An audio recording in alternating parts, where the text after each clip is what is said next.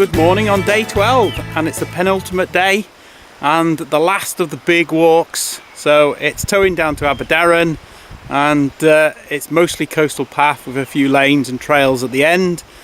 Still going to be a long day, but it's great. You know, I can't believe it's here and it's day 12.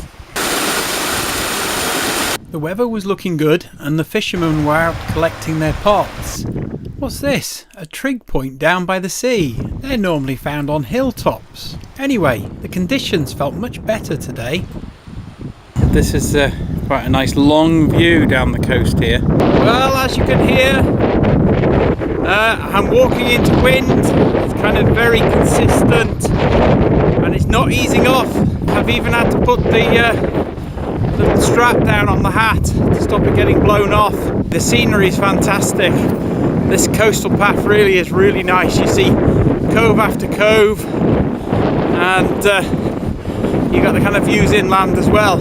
What looked like a series of beaches up ahead was in fact one very large beach at lower water. There's a beautiful series of rocks at one end, hundreds of seabirds if that's your thing, and the remnants of somebody's artwork. Kind of moves on to the beach. The path is kind of merged with the beach at this section. I don't really know if there's an alternative. It didn't look like there was an alternative, so it's a case of a stretch on the beach for a little while. I can see the exit, but I suppose you just have to be cautious at higher tides. But today it's great. The sand's really hard, easy to walk on, and it does make a change from the kind of grass that's kind of been the theme of the walk so far. Traeth Penllech is only reached by foot, but there is a small place to park a car a short distance away.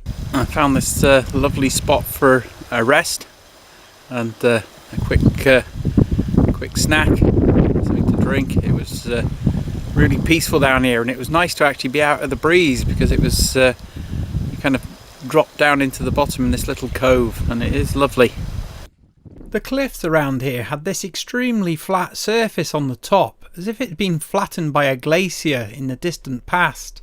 There was a seat overlooking the next bay, and a small family sitting on one of the rocks. There was certainly a large number of seabirds seen in this area. The footpaths were very good, and things had been constructed to make the difficult bits quite easy.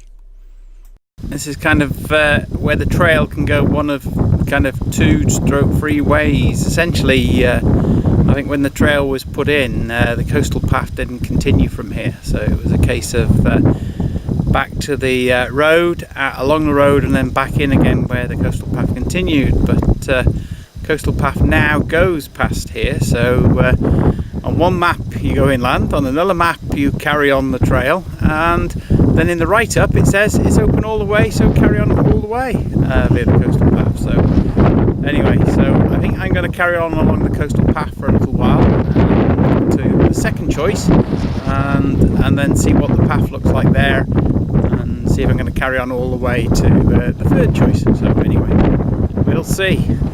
A marker assured me that I'd made the right decision.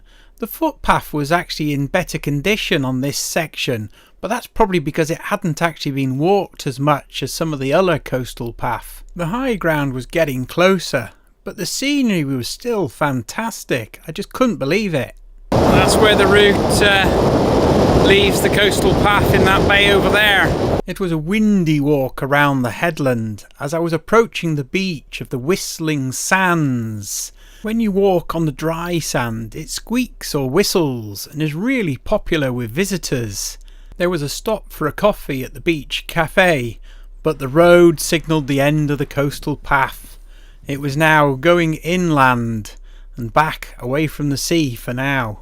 This last section was going to be a few miles of roads, tracks and fields as it made its way across. This path really cuts the corner, and instead of going all the way down the bottom and back, it kind of cuts cross country to Aberdaron. Not directly, but in a roundabout way, and that's kind of what I'm doing now. So that's Aberdaron. First sighting today, and I'm nearly there. And then Beyond the high ground there is the top of Bardsey Island poking out, and that'll be the final destination of this Pilgrims Way. It won't be today, as it's a boat trip to get across there. And another day is definitely needed to do that. I'm nearly there, kind of the last stretch to Aberdaron, and kind of final destination for today's walk, and pick up a stamp as well.